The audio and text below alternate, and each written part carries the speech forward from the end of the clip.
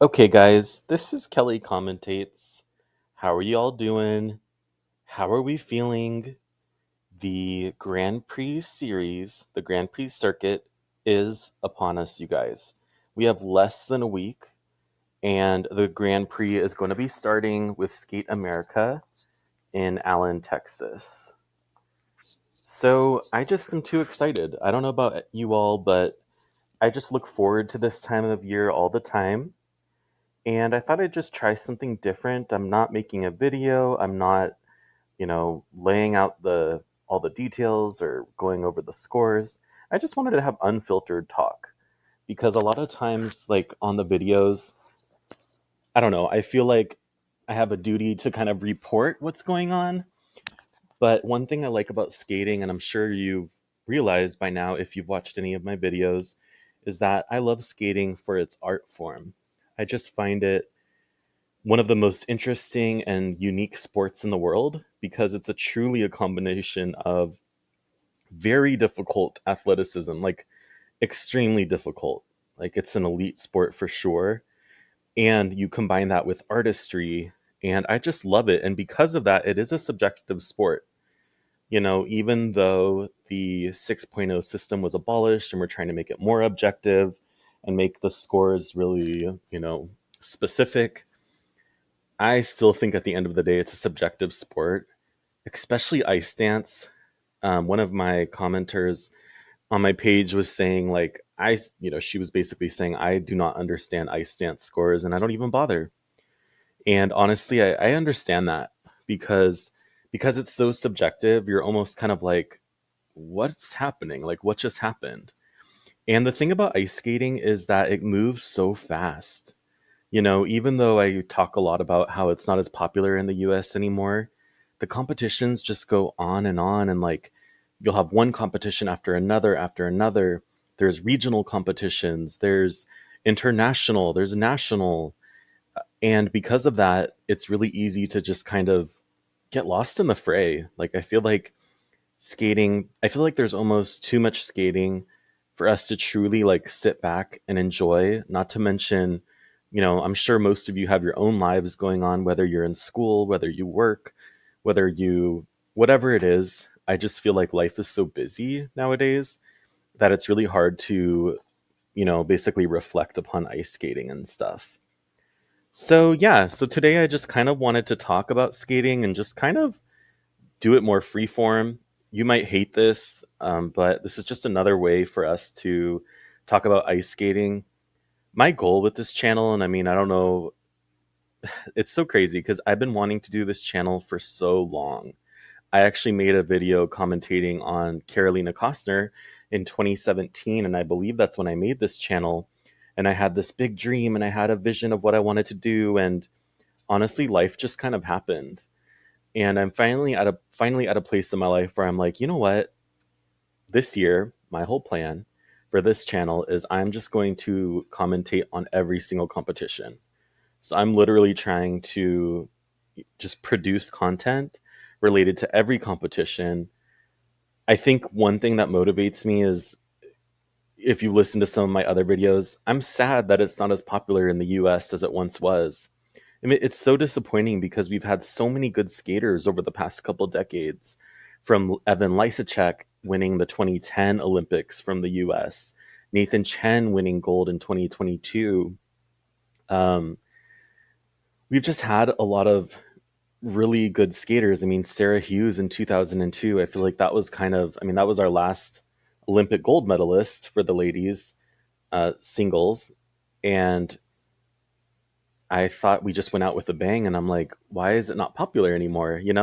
So part of my goal with this whole channel is just to reinvigorate it and at least try. I don't know what will happen to it, but I just want to put skating content out there. I want to share my love of skating with people, and that's what this channel is about. Now, maybe we'll throw some slight shade once in a while. If you don't think figure skating is a dramatic sport, I mean, you're not with it. You don't know figure skating. And but at the end of the day, it is about building community. It is about, enjoying our love of skating. So yeah, that's exactly why I'm wanting to make this channel. So I am looking at the Skate America website. We finally have our roster nailed down because there were some to be determined spots. So I just want to go through and just kind of see what we're dealing with. So we're going to have the women's short program on Thursday at 10 a.m. That's crazy. Wait, I don't think that's right. Oh, these are practices. Okay. So I'm looking at the Peacock schedule, and then it says, okay, so it says all practices will be live streamed on Peacock and then posted on the US Figure Skating YouTube for 24 hours after it ends. God, this is another reason why figure skating is not popular. We get to watch it for 24 hours. I don't know about you guys, but the whole point of a video being up is so that you can go back to it when you have time. And for them to think like, oh, 24 hours is more than enough time. No, it isn't. I don't know who has time for in one day to go and watch. So that's just crazy. One cool thing is the practices will have commentary from John Luke Baker. You may know him from Hawaiian and Baker, a former ice dance team from the US. John Luke is such a fun character as a person. I mean, I don't know him, but he just seems really entertaining. He's really upbeat and stuff like that. So I think that's really entertaining and that'll be good. Okay, it does say the lineups are scheduled to change, but for the US ladies, we have Isabel Levito, Brady Tennell, and Elise Lynn Gracie. Dang, that's going to be a show off because both of them all three of them have either won or medaled at the summer series competitions. Um, so that's going to be quite a show off. If I were to guess, okay, Isabel Levito, Brady Tennell, and Elise Lynn Gracie. I think Elise is going to come out on top. I feel like Tammy is going to like will her onto the podium, so I think she'll get first. But I need to see who else we have because we cannot leave out the Japanese skaters, and there's other dark horses, I am sure. So I'm gonna look it up right now because I already forgot and I did a video on this. Oh, the joys.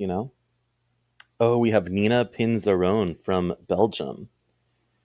Leah Serna from France. Okay, Japan. Yuna Aoki, Wakaba Higuchi, and Rinka Watanabe. Hmm.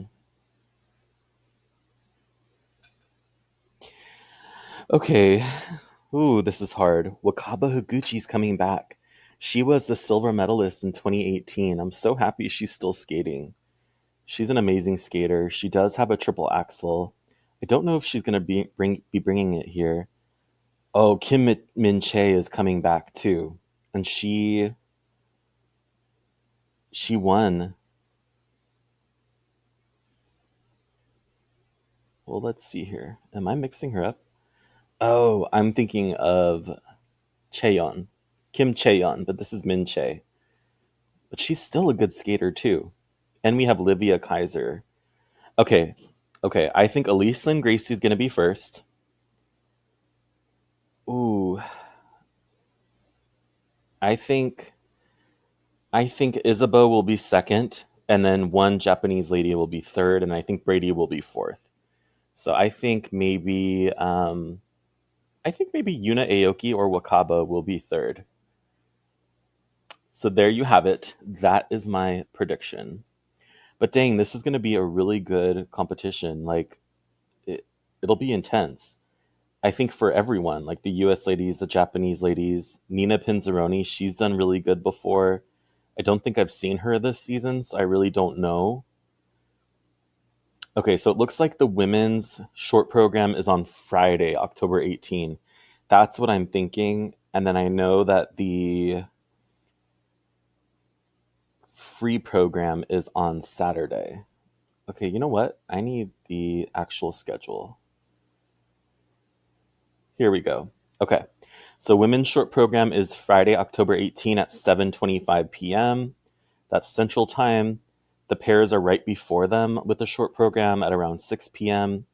So those are the two programs or the two competitions on Friday. On Saturday, they're going to be starting off with dance at 1 p.m. for the rhythm dance. Pairs free skate at 2:43, men's short program at 5:15, and women's free skate at 7. So we'll know who won the women's on Saturday night. Then Sunday, we're going to have the men's free skate in the morning at 11, the free dance at 1:22 p.m. on Sunday, and then the Prevagen Skating Spectacular at 6:45 p.m. So that'll be really exciting.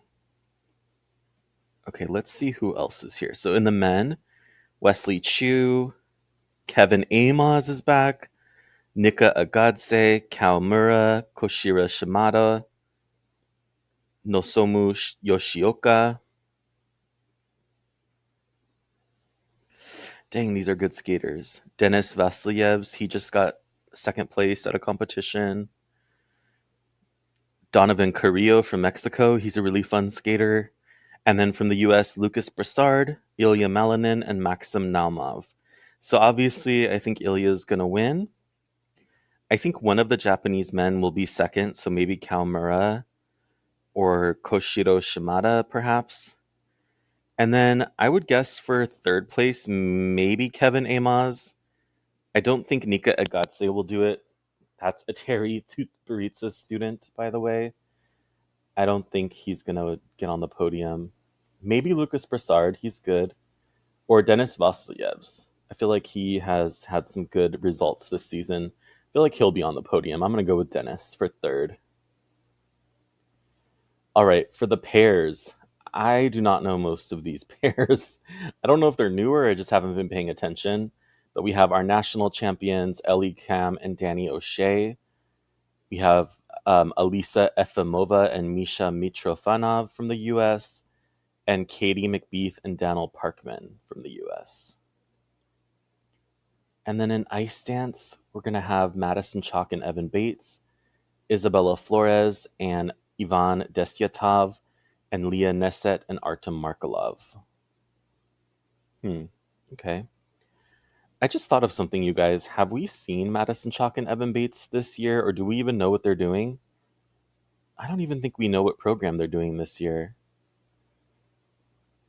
I want to look. I'm looking at their Wikipedia page. Do you think that would tell me? Should probably go to like the ISU page, but no.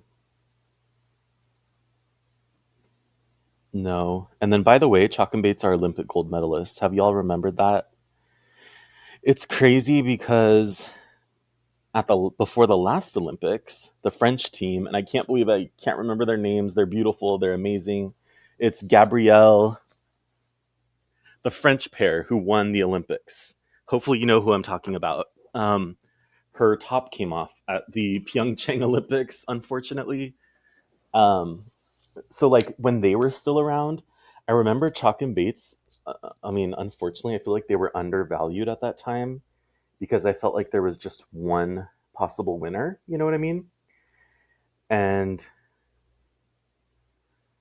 now they're like the go-to pair, which is interesting because like I don't think they've improved astronomically since like 5 years ago. I just think that there's no team better than them. So I feel bad because like I love them, so I'm not trying to diminish them at all. But it's almost like they're the default next team, so that's why they've been winning so much. And I know that's not true, but that's just kind of what it seems like, um, just based on the history of because they basically never beat Papadakis and Cicerone. Papadakis and Cicerone, that's who it is. I forgot their name, but that's who they are. Um, yeah, I don't feel like they like never beat them when Papadakis and Cicerone were around. And that just could be because of how much better they are than them, which is fine. There's nothing wrong with that. So, but yeah, I'm just curious. Have they announced their programs for this year yet? I don't think they have. They always do something interesting though. I feel like Madison Chalk is like a packaging genius. She designs a lot of her costumes too. Last year with like the droopy clocks, the year before with like the wind and flame program. I loved that dress. Oh, she's just had some really good programs, like really beautiful costumes. The rhythm dance, I don't know what it is. Is anyone else like this? I'm just like not a fan of the rhythm dance in general. Does that make sense? Um, I don't know what it is either. I don't know why. I just feel like it's too short. Like I feel like a dance should be longer. Does that make sense? And then normally, I don't like the costumes as much either. And it's not just for Chalk and Bates. It's like just in general. I don't know. I don't know why I don't like the short dance, the rhythm dance. I like the free dance better. I feel like it's just more entertaining. Sorry to skip around, but I wonder how Nina Pinzarone is going to do this year. She's so young. Um, oh, I thought she was coached by Brady Tennell's coach. What's his name? The choreographer, the like bald guy choreographer. I thought Benoit Richaud. I thought that was her coach. Let's see. Well, it looks like he is doing the choreography. So for Nina Pinzarone, she's doing Swan Lake for her short program. Benoit choreographed it. And then free skating, Escapes Within from The Handmaid's Tale. Oh my god. And Nocturne in D flat major, Un Rêve. Oh my. I just, if she comes out with like the bonnet and the red drapey dress, you guys know what I'm talking about? That would be insane. That would be crazy. Here's a fun fact about Nina Pinzarone. She was plagued with nosebleeds for her training and performance at this year's Worlds. In advance of the free program, she had her nose cauterized with anesthesia and skated with a cotton ball. I remember this. She finished 15th. Goodness gracious. I feel so bad, but good for her for like for finishing, you know? I totally forgot that that happened at this past Worlds in Montreal. Which I don't know. Did you guys like the Worlds in Montreal? It was okay, I guess. And then Cal Murrah, I'm gonna be holding a prayer circle for him. He's like so good, but I feel like he's had trouble in recent years. I just feel like he's really like, ooh, I guess last season he vowed to change his mindset and with the goal of winning the national title and reaching the world championship podium. He worked with Shaylin Bourne on it with on the free skate to attack on the Titan. I remember that. And he would be acting as if I was fighting as a member of the Survey Corps. Okay. He finished the season in Worlds in Montreal, where he came in 10th in the short program. He rose to 8th overall. Oh, he said, I feel bad for taking one of the 3 spots we had at the World Championships due to my poor performance. That's horrible. You shouldn't say that. I feel so bad. So I guess this year, for his short program, it's by Benoit Richaud, who I like. I know a lot of people don't like him, but I do. Conquest of Spaces. Do not know what that is. And then for the free skating, The Umbrellas of Cherbourg and Le Parapluie de Cherbourg. And the choreo is by Shaylin Bourne, which she's probably one of my favorite choreographers. I love her. And then his exhibition's Tamira by Tani Yuki. And he does his own choreo. That's cool. And then he also does Nemesis with choreo by Kenji Miyamoto. That's awesome. Okay, well, I'm hoping the best for him. Let's see what Donovan Carrillo's doing. He's so fun, and he's a great skater as well. Let's see. He's 24 now, okay? Let's see what he's skating to this year. Do we know? Oh, he's doing Hip Hip Chin Chin. I love that program. Do you guys know that program? Ashley Wagner did it for the 2016 Worlds, and I think 2017 and 2018 she did it for a couple of years. And it's so fun. It's by Club de Beluga. I love it. And I guess he's getting it choreographed by Romain Hagenauer. Well, that's cool. And I forgot he did Sexy Back last year in 4 minutes. And Benoit Richaud choreographed that. That's cool. Okay. Let's take a look at Elisa Efimova and Misha Mitrofanov. Let's see if we know what they're doing for their programs this year. So for the short program, they're doing Amiksa and Usin. I have no idea what that is. By Renee Roca is the choreo. Free skating, Je suis malade. Oh, yes. and it's the one performed by Forestella, choreo by Renee Roca. And then their exhibition, they're doing Money, Money, Money by ABBA. I love it. Oh my gosh, bring the drama, you guys. Yes, make me get into Paris, please. So, those are my thoughts about Skate America. I wish it would go back to Vegas, but it is what it is. I'm excited. Is anyone going? Who's going? Who's going to be there? Have you been to Skate America before? What do you think?